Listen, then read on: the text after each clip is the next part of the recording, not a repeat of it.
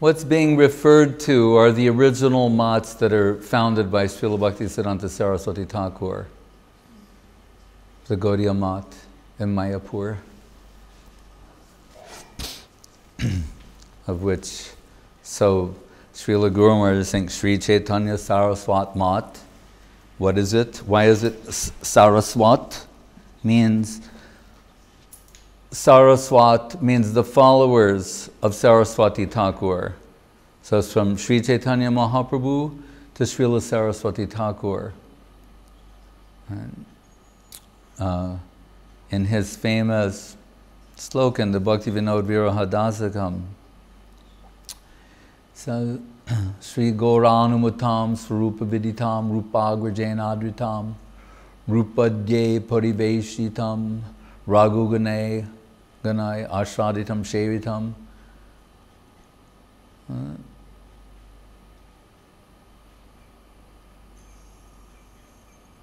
Jivadye Abhirakshitam Sukha Shiva Ramasamanitam Sri Radha Padasevanamritam Aho Taddatumisho Bhavan. We need to know what does it mean? What was it that Srila Saraswati Thakur is trying to establish? What is a mat? What does it represent? What is the Chaitanya Saraswat Mat? What does it represent? What was the idea of Saraswati Thakur's concept with Gaudiya Mat, etc. So Guru Maharaj says Sri Chaitanya Saraswat Mat means from Chaitanya Mahaprabhu to Saraswati Thakur and his followers. That is Chaitanya Saraswat. And what is Mahaprabhu all about? Sri Gauranumatam Swarupa Viditam. Here in this sloka, Guru Maharaj is saying that the full purpose of the descent of Mahaprabhu, that is known fully, only fully known to Swarup Damodar. Right? Swarupa Viditam, Swarup knows. In Chaitanya Charitamritam, in one place, what is he called? Swaruper, the Krishna Prem Bandar. He's of the storehouse of Krishna Prem, he's the keeper. Like in India, in the mats, they have someone called the Bandari. He's in charge of all the supplies. The Bandari holds the key to the room, and in the room, that's where all the wealth of the supplies of the mat are. So in Charitamritam, they're saying all of the wealth of Mahaprabhu, Swarup is the Bandar. Swarup Damodar, he's in charge of that. Right? And then we have to understand, why was he selected randomly? Who is Swarup Damodar? Then we look to Krishna Lila, and we understand from the Acharyas that Swarup Damodar is Lalita Saki. Who is Lalita Saki? Like one of her names is Anuradha. That means who's, there's Radha and then Anuradha, the one who's just next to Radha. And we find in some instances Pragalbam, in the sloka written by Rupa Goswami, she's even sometimes chastising Radharani and telling her, trying to build up her confidence, her assertiveness. So Lalita Saki holds an extraordinary position. It's Rupa Goswami is glorified in the Lalita Astakam. It says, Radha Mukunda Parasam Bhavagarma Bindu Nirmanchano Pakorani Krita Deho Laksham Utunga Sohrida Vishesha Vishat Pragalbam Devim Gunai Sulalitam Lalitam Namami. I think, why is she so extraordinary? In this Astakam, he's going to identify what are unique traits and characteristics of Lalita Saki that define her spiritual personality, her level of devotion, magnitude, intensity. if she's Radharani's, chief assistant, how inconceivably qualified she must be. Right? So here, what's being told is that Rupa Goswami is saying her mood is that not the least remotest disturbance will come to the pastimes of Radha and Krishna. Right here it says Mukunda, means Krishna.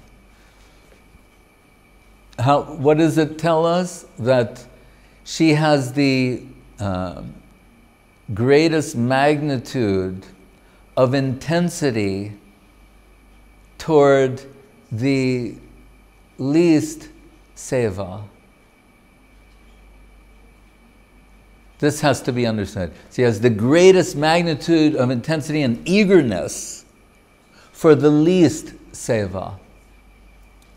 Normally, we hear when someone's expressing some sort of intense loyalty, their willingness to give up their life for the cause.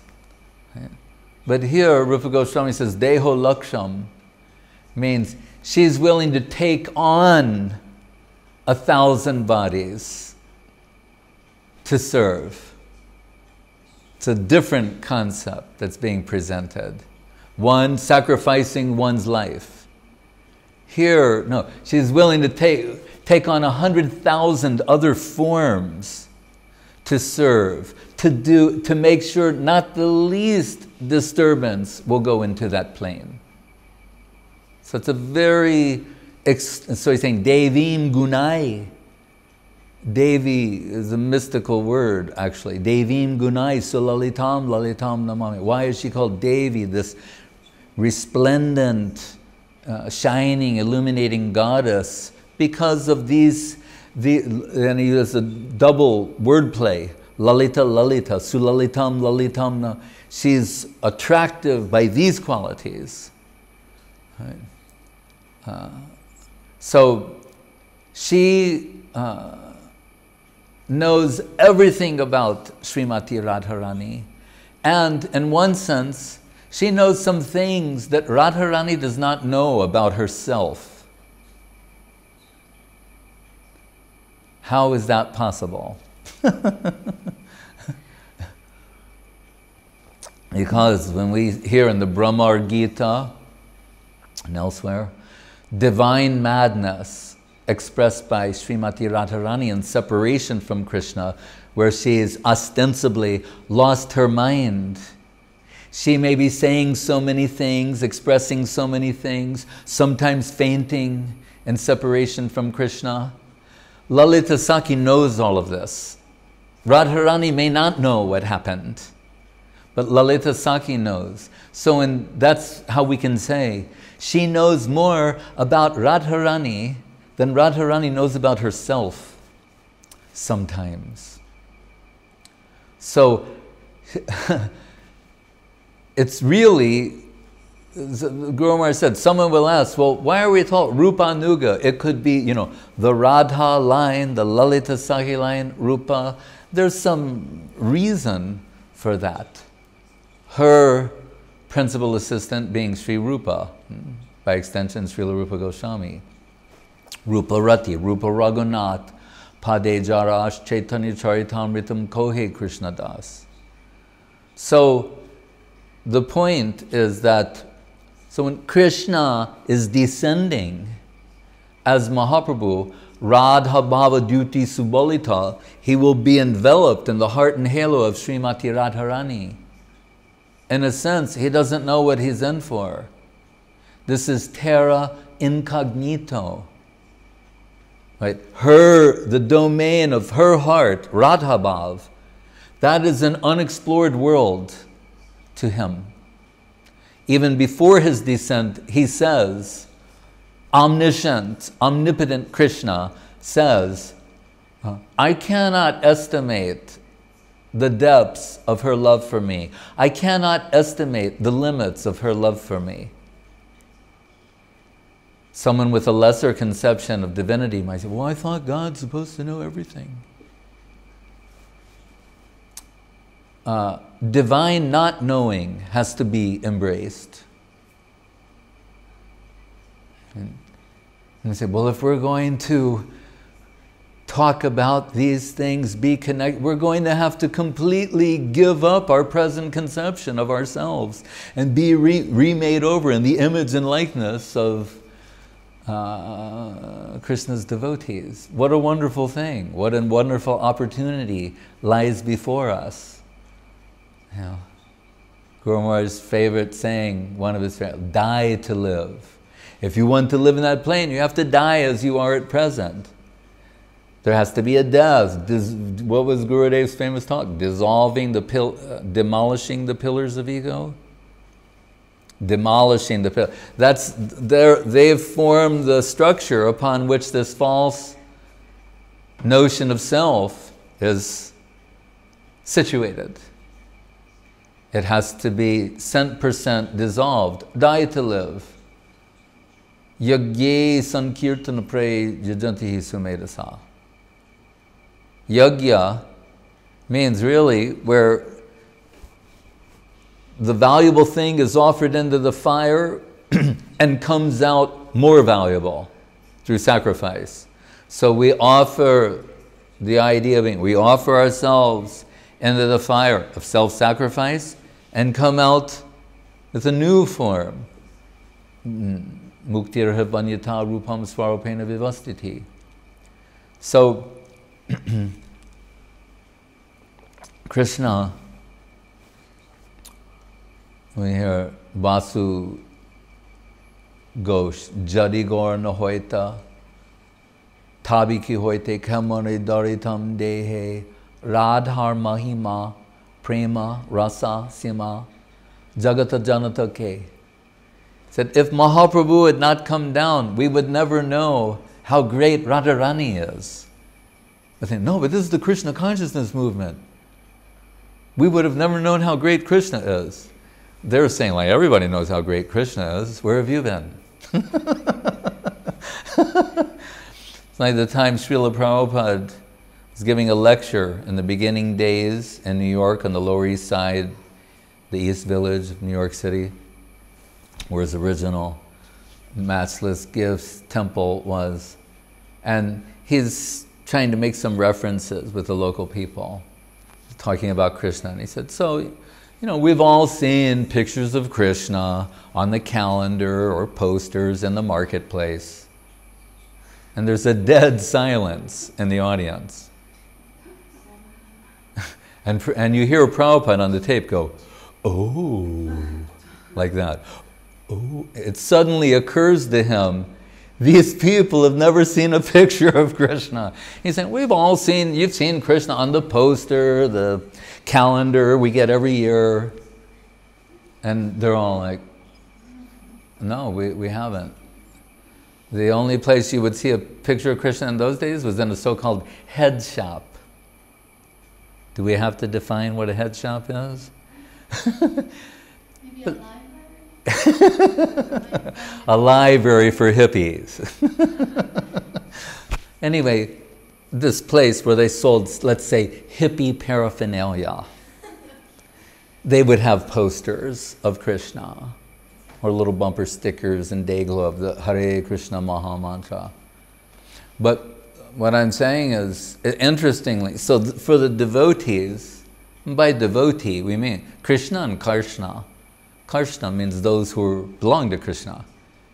They're saying, they're ecstatically saying, if Mahaprabhu had not, we wouldn't know how great Radharani is, how great her love for Krishna is, how great she is. That we wouldn't know. So they're giving so much praise. And what has happened, like in the song, Saraswat Arati, what is it? Radha Rasa Trayo Shada. Louder. Radha Shama Eka Tanu. But what else? I'm talking about the line where Radha Rasa Trayo Shada. It's saying he is relishing what Radharani is. And then Radharani seeing, anyway, we might be combining a couple of verses, but Radharani seeing that now Krishna, under the influence of her Bhav and Kanti, now Krishna is saying, Ami Gauranga Sundar, announces, Shama Sundar says, Ami Gauranga, I've become Gauranga Sundar. Radharani says, Mukahasa, Manda Mukahasa, that she's little smiling. Right? Like the original Mona Lisa smile, this mysterious smile. Why is she smiling like that? To see Krishna, he's now under the influence of my heart. Look at him, how he's transformed. Did you find it? Yes. Right, and the first line is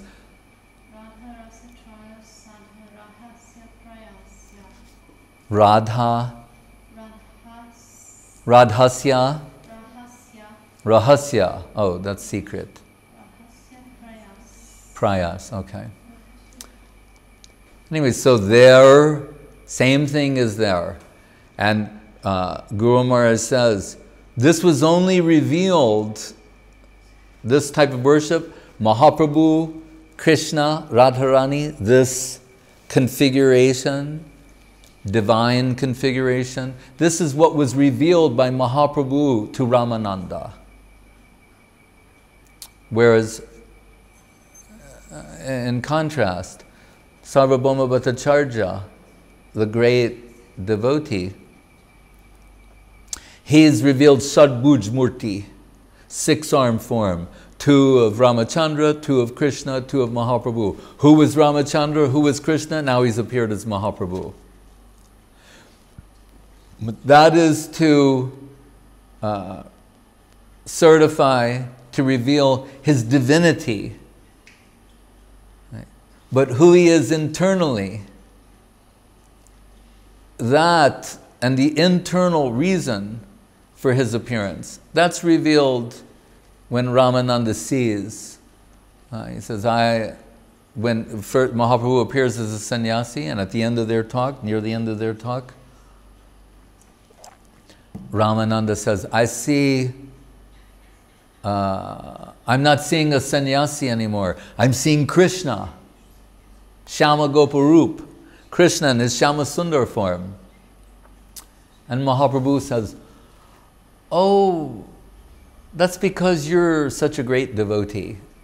Because we've heard there are these devotees, they're so high, they're so exalted, the Mahabhagavatas, they're seeing Krishna everywhere and in everything. Yam Shama Sundaram Achintra Guna Swarupam. So you look at me, you're also seeing Krishna. And Ramananda is saying, oh Lord, please don't play with me like this. I'm not only seeing Krishna, but I see there's a golden girl next to Krishna, and her effulgence is covering him. Right? Her heart and halo, in Guru Maharaj's word, Bhav and Kanti. And then Mahaprabhu says, actually, I cannot conceal myself from your loving eye. Premanjana Churita Bhakti Vilochanena. So he's saying, yes, what you're seeing is true. Rasaraj Krishna, Mahabhav Radharani. Rasaraj, he's the king of rasa, but who can extract that? How much rasa from the king of rasa can a jiva soul extract?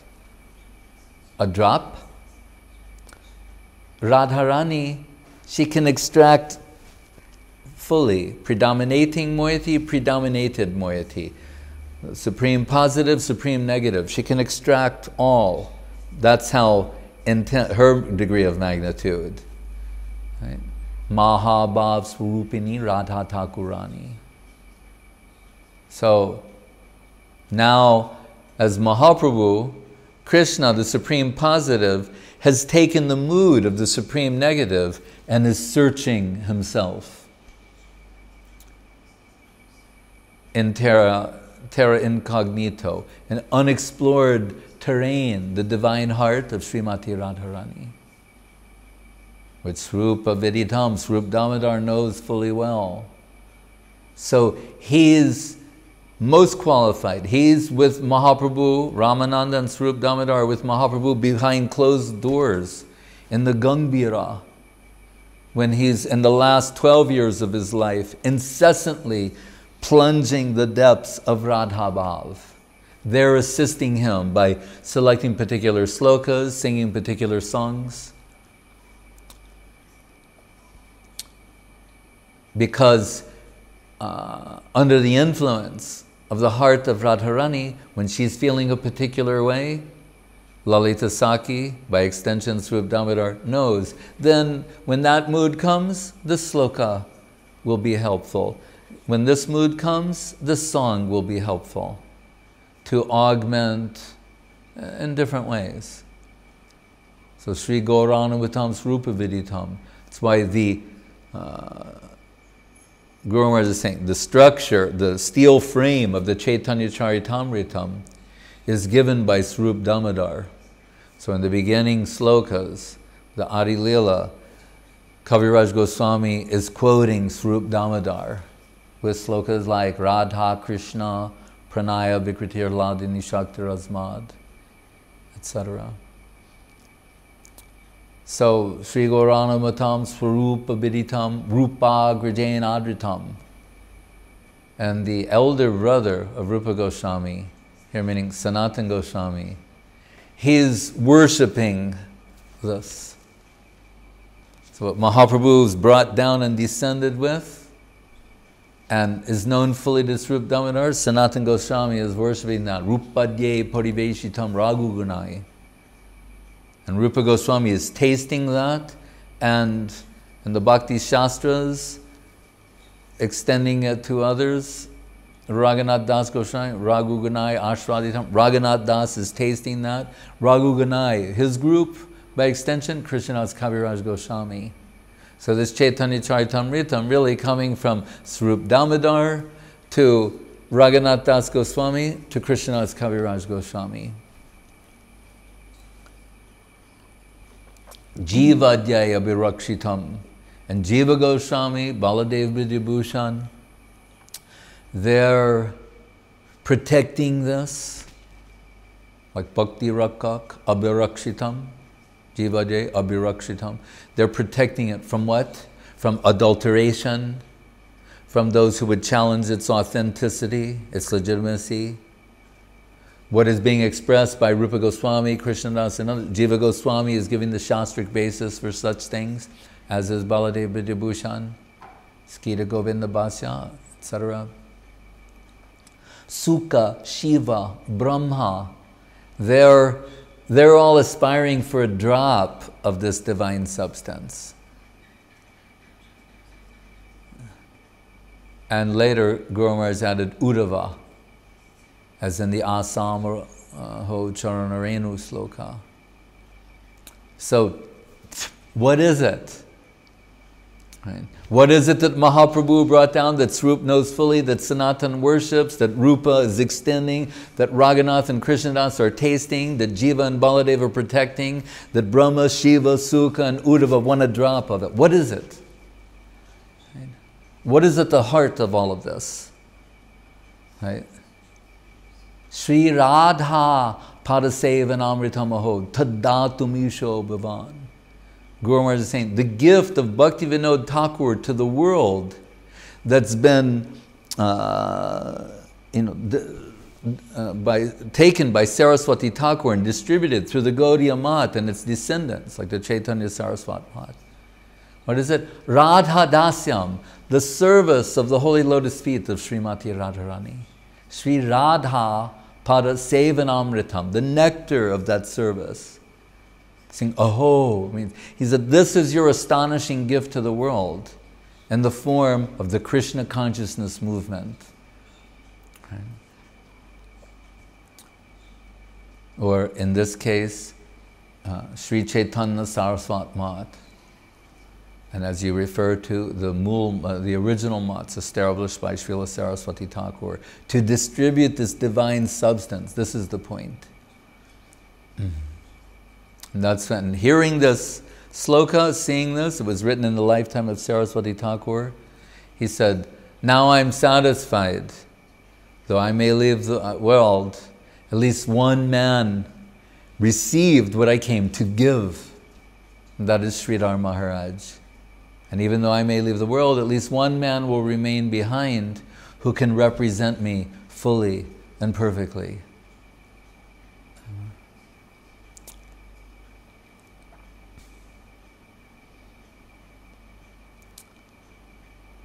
So our interest is, what is the substance being referenced in these expressions? Right? When we chant these prayers, we invoke the names of, Mahaprabhu, Nityananda Prabhu, Gadadhar Pandit Advaita Prabhu, Srivas Thakur.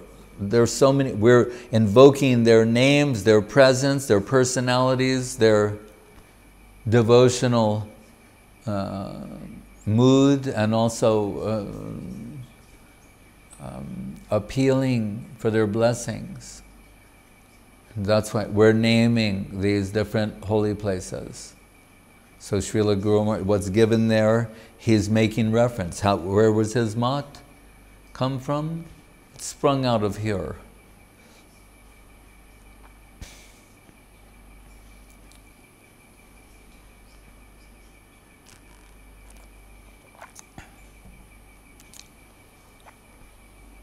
Any other question? Yes. About realizing yourself as a soul, like, what should you do in order to make it as soon as possible? Like, is it somehow connected to that plane where everybody is your guru, or is it some other thing? Well, remember, on that subject, when we say the world of Guru, that means the spiritual world. It doesn't mean just everybody is our Guru, right? Guru has to have some qualification, some substance. Is it divine revelation? What's coming through a particular person? Is it divine in character? We're not implying that one should indiscriminately take any suggestion as divine. So, and as far as understanding the soul, we read the Bhagavad Gita, the second chapter of the Bhagavad Gita. Many different things are mentioned there. Things in the Srimad Bhagavatam and elsewhere. And so we get the impression or the understanding that there's a cumulative effect of hearing about the nature, the qualities, characteristics of the soul, and that becoming a realized position. Right? It's not an intellectual exercise, although certain systematic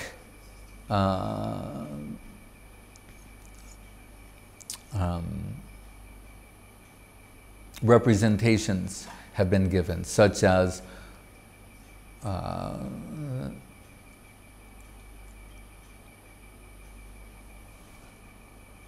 Manasastu parabudhe yo budhe paratastu sa Indriyani paranyahur indriyebhya param manaha. This is one sloka from the Gita saying, they're the objects of the senses. The senses are higher than the objects of the senses. Higher than the senses is the mind, which is the seat of sense experience. More refined than the mind is buddhi, or intelligence, which is the discriminating factor that the mind lacks. Finer than that is the soul plane. So it's giving us a systematic way in which we can understand it's something fine and subtle. Okay. And another sloka says, Ascharjava paschati kaschidenam. If you'll have a glimpse of that plane, you'll be astonished. So we can understand, having a glimpse of the soul plane, a glimpse of our identity, some sense, a glimpse of its reality, its prospect, will be astonished. So we can understand from our present position that that glimpse may be like lightning like we're seeing here in the last few days as the rainy season is approaching. When there's lightning in the evening, momentarily everything becomes illuminated. So from our present position, at different moments, we may have some glimpse of Atma, of our spiritual self. But there's no magic wand or trick to turn that on, to leave it in the on position. It will be by cumulative effect of hearing, Sravanam, Kirtanam, Smaranam, it's hearing, chanting, remembering, serving, a variety of things. At different times, we'll be put in situations where, out of necessity, we'll have to go deeper. Right? Sometimes Srila Guru Maharaj will say, the message of Bhagavad Gita, one of its messages is tolerance, to tolerate the environment. Right? Matra sparsha stukonteya shitoshna sukadukada agama payano nityas tam titikshasva bharata. So Krishna tells Arjuna, there's the summer season, you have to tolerate that, the winter season, the heat of summer, the cold of winter, seasonal changes. Tam titikshasva, tolerate that. Right? In deference to your spiritual nature. Srila Guru Maharaj will say, but Srimad Bhagavatam takes it to a deeper level by saying that actually, our karmic circumstances, of which we're responsible for, are arranged in such a way, not only to tolerate them, but on a deeper susamiksha, means examination. Susamikshamano, tatenu kampam susamiksha. If you look at them deeply, you'll see in the background the friendly hand of Krishna. Or once Guru Maharaj said, who you thought was your enemy, you'll realize is God. So what to speak of, we're talking about the world of gurus. He's saying, what is part of that culture is to even see that which appears to be opposed to you take on some sort of divine color and characteristic. That's spiritual culture. The more we engage in that type of thinking and doing, we'll be in touch with our actual spiritual nature. So we can understand, at least theoretically, that we're conscious living beings. But we can also add to that we're covered by layers of acquired prejudice from living in conditional existence. For how long? Since time immemorial. Right? So in that position of acquired prejudice, layers of false ego, how will we come in contact with the self? But what we said before, Gurudev gave a famous talk called Demolishing the Pillars of Ego. So what is it that will dissolve the false concept of self and promote the proper concept of self? That will be spiritual association, right? Sadhu Sangha Sarva Shastra Koi, Labhamatra Sadhu Sangha Sarva Siddhi Hoy. So through spiritual association, our position will improve by getting superior association. So it's gradual and cumulative. Everyone would like some sort of like a Hollywood epiphany, right? The twig breaks and you become enlightened.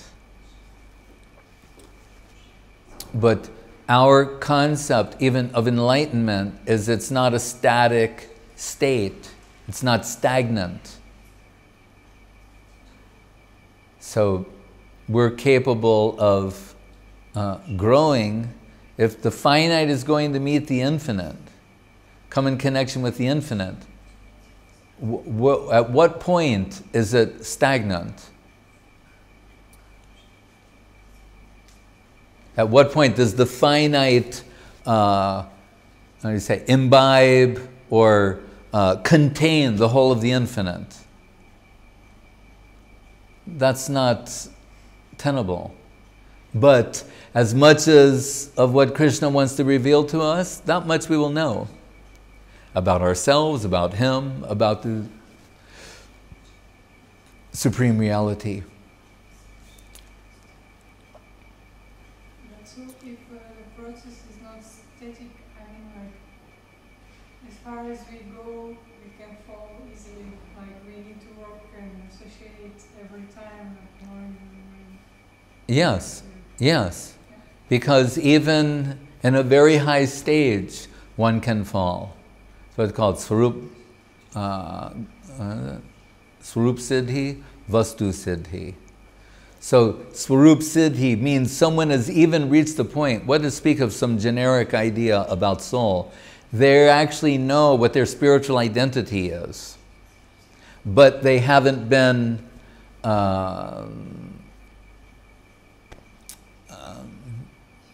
how do you say? Well, Guru Maharaj gave an example, like of a high court judge, someone who's qualified, they've passed the test to be, they haven't been placed yet. You've passed the test, but between having passed the test and being placed, it's also possible to go down. There are some rare examples of that are given in the scriptures. Jada Bharata, some others. So, we're told that Guru to be conceived as the Asraya Vigraha, the shelter-giving personality. Our strategy, the devotional strategy, is to take shelter of a superior devotee through association and service, and that's considered a safe position.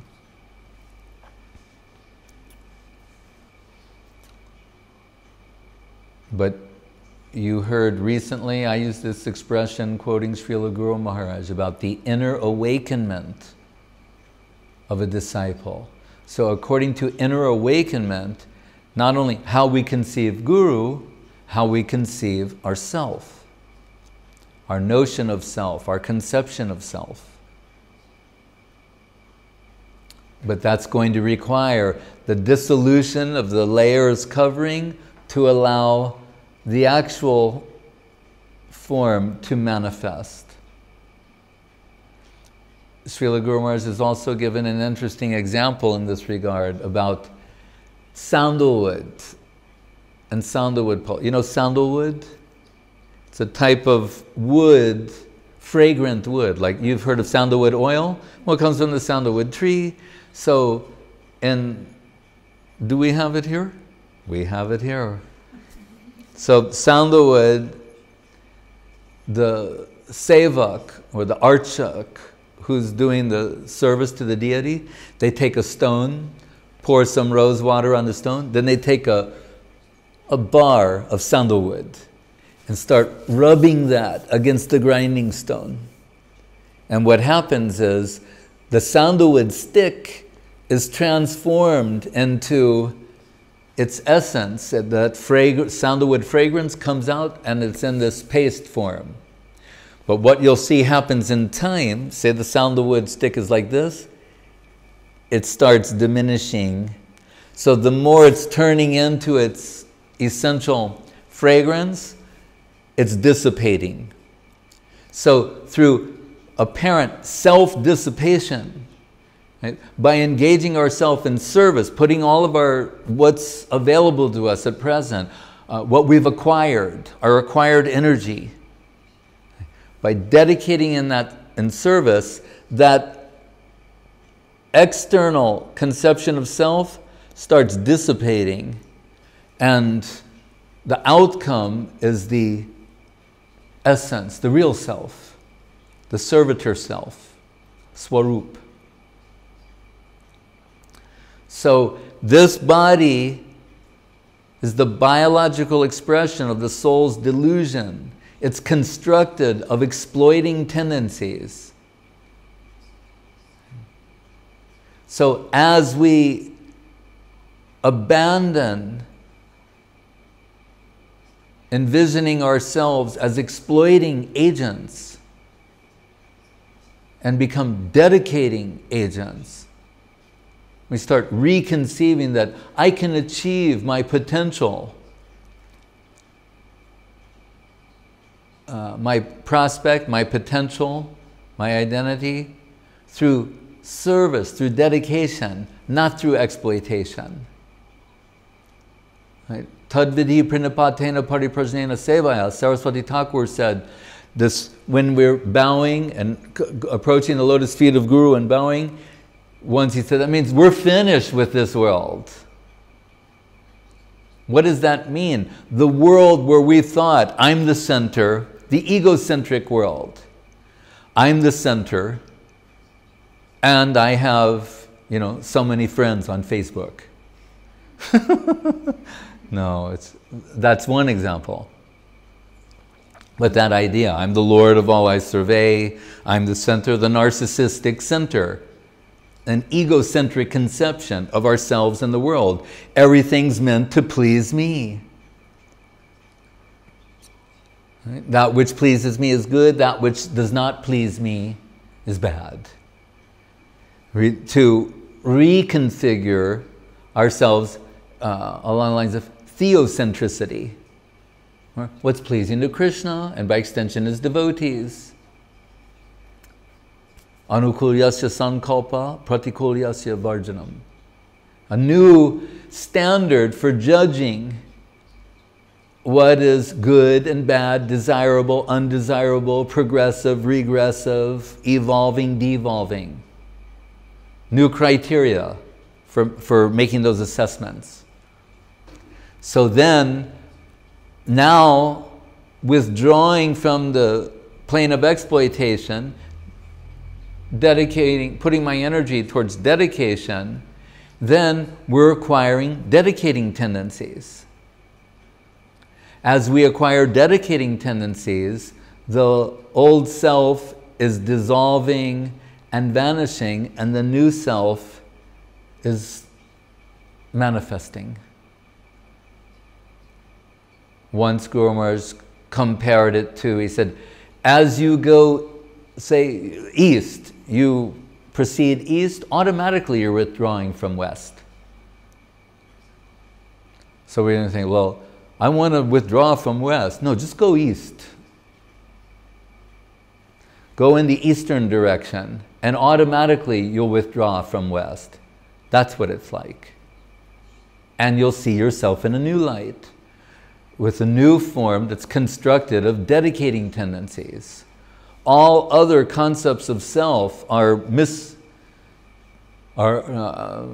misconceived identities, false notions of the self. Guru Maharaj says, we learn from Einstein that reality is a thing plus its potential. Our potential is as servitors in the spiritual domain. Without that, to the degree that we are absent, that is absent, we're in an unrealistic, untenable state of self or existence. So reality is a thing plus its potential. The reality of who you are is when your serving potential is activated. And that's seva. Seva mayoyam loka, the world of seva.